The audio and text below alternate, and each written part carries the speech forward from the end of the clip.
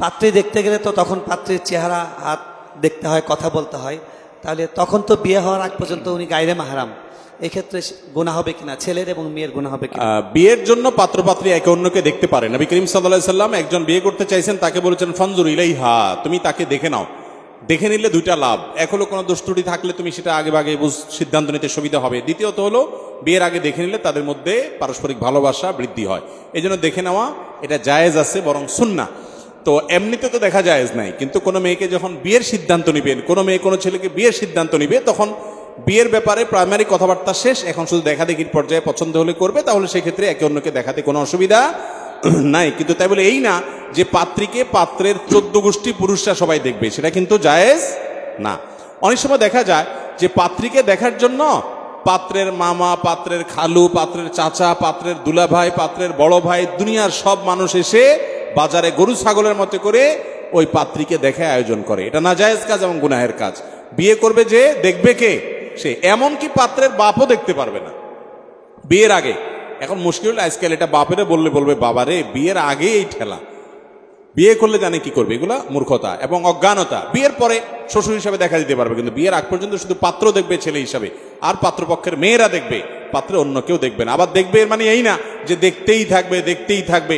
অনেকে আছে বিয়ের আগে দিনকে দিন মাসকে মাস পর্যন্ত যোগাযোগ, আসা বসা, উঠা, আড্ডা মারা দিনকে দিন, এগুলো জায়েজ নাই। দেখার একটা আনুষ্ঠানিকতা থাকবে, সীমাবদ্ধতা থাকবে, শরিয়ার গণ্ডির মধ্যে থেকে দেখেই থাকবেন বছরকে বছর ধরে, এরপরে বলবেন এবার বিয়ে সাথে যাবো, এই 2 নম্বরই জায়েজ হবে না।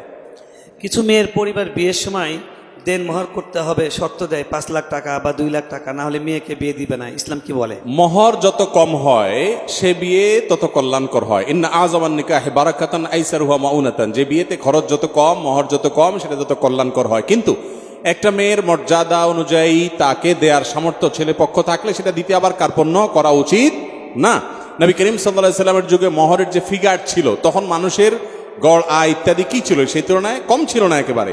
অতএব মেয়েদেরকে যেন তেন ভাবে মোহর দেওয়ার চেষ্টা যেরকম ভুল, এর চেয়ে বড় ভুল হলো আমাদের সমাজে মোহরটা এটা একটা শো আপের ব্যাপার হয়ে গেছে। এখন 10 লাখ 20 লাখ 30 লাখ নামকে আসতে, আবার অনেকে এটাকে জাস্ট বিয়ে টিকা রাখার জন্য একটা গ্যারান্টি হিসাবে ধরে রাখছে।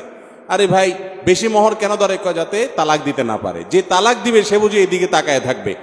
তো বিয়ের আগে যদি নেগেটিভ চিন্তা করেন, সংসার টিকবে কিভাবে? এই জন্য মেয়ের বাবারা মহারণা কমায় দেন, অর্থাৎ কমায় দেয়া বলতে এটাকে সহনীয় পর্যায়ে নিয়ে আসেন, যাতে করে বিয়ে সহজ হয়। বিয়ে কঠিন করবেন, জেনা সহজ হয়ে যাবে। জি, এই প্রশ্নটা কয়েকজন করেছেন। আরো একটা চিরকুট এসছে, সৌদি সরকার মহিলাদের হজ উমরার জন্য মাহরাম ছাড়াই অনুমতি প্রদান করেছে।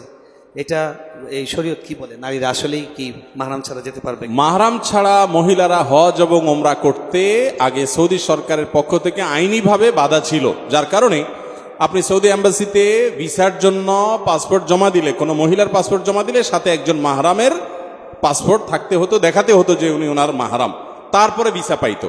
এখন সৌদি সরকার এই শর্ত তুলে দিয়েছে। আমি বলি, সৌদি সরকারের যদি ফিনান্সিয়াল কোনো টার্গেট থাকে যে আমার বেশি বেশি হাজি আসলে ডলার বেশি আসবে দেশে, তাদের সে উদ্দেশ্য যদি থাকে, তারা সেই কারণে তাদের আইন পরিবর্তন করতে পারে, কিংবা তাদের কোনো কারণে দৃষ্টিভঙ্গি চেঞ্জ করতে পারে, বৈশ্বিক কোনো পলিটিক্সের কারণে তারা তাদের দৃষ্টিভঙ্গি চেঞ্জ করতে পারে। কিন্তু শরীয়তের বিধান এটা সৌদি সরকার কেন, পৃথিবীর কোনো সরকারের ডিসিশনে চেঞ্জ হবে। খোদ সৌদি আরবের ওলামা ইকরামই এটাকে জায়েজ বলেন না, এবং সারা বিশ্বের বেশিরভাগ ওলামা ইকরাম এটাকে জায়েজ বলেন না। নবী করিম সাল্লাল্লাহু আলাইহি সাল্লাম বলেছেন, লা তুসাফিল মারআতু ইল্লা মা আদিমা হারামিন, কোন মহিলা মাহরাম ছাড়া সফর করবে না। এই হাদিস শোনার পর এক সাহাবী বলেন, ইয়া রাসূলুল্লাহ, আমি তো আপনার সঙ্গে জিহাদে যাওয়ার জন্য নাম লেখাইছি। নবী সাল্লাল্লাহু আলাইহি সাল্লাম বলেছেন, তোমার জিহাদে যাওয়া লাগবে না। ও, তিনি বলেছেন নাম লেখাইছি জিহাদের জন্য, এদিকে আমার স্ত্রী হজ করতে গেছে। নবী সাল্লাল্লাহু আলাইহি সাল্লাম বলেছেন, তুমি স্ত্রীর সাথে হজে যাও, তোমার জিহাদে যেতে হবে না। তার মানে কি?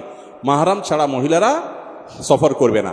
এখন আপনি বলবেন মহিলাদের উপরে সব বাইন্ডিংস। আরে ভাই, আমি সবসময় বলার চেষ্টা করি, মহিলাদেরকে আল্লাহ তাআলা কি সম্মান দিয়েছেন, যে পুরুষ তুমি হজে যেতে চাও চলে যাও, তুমি বিপদে পড়ো না, অ্যাক্সিডেন্ট করো না, ঠ্যাং ভাঙে, তোমারটা তুমি বুঝে পড়াও।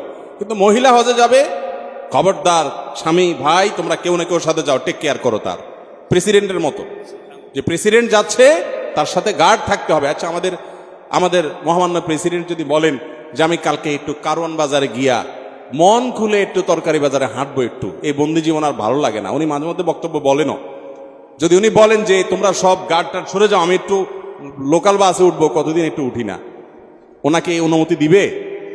গার্ডরা কোনো অবস্থাতে বঙ্গভবন থেকে বের বলবে না স্যার, আপনাকে বাইরে যেতে দিলে তো আমার চাকরি নট হয়ে যাবে, জোর করে হলেও আটকাবে। তো এর মানে কি ওনাকে বন্দি করে রাখা নাকি সম্মানের কারণে? অতএব নারীকে মাহরাম সাথে রাখার যে নির্দেশ নির্দেশে সম্মানের কারণে। এখন অনেকে বলেন আধুনিক যুগ, এই সুবিধা আছে ওই সুবিধা আছে, শরিয়া সকল যুগের জন্য। অতএব এটাই গ্রহণযোগ্য মত যে মহিলারা হজ ওমরা করার জন্য মাহরাম সাথে নিয়ে যাবেন। মাহরাম নাই, আপনি বাসায় বসে এশাকে নামাজ পড়বেন, ওমরা সওয়াব পাবেন ইনশাআল্লাহ। জি।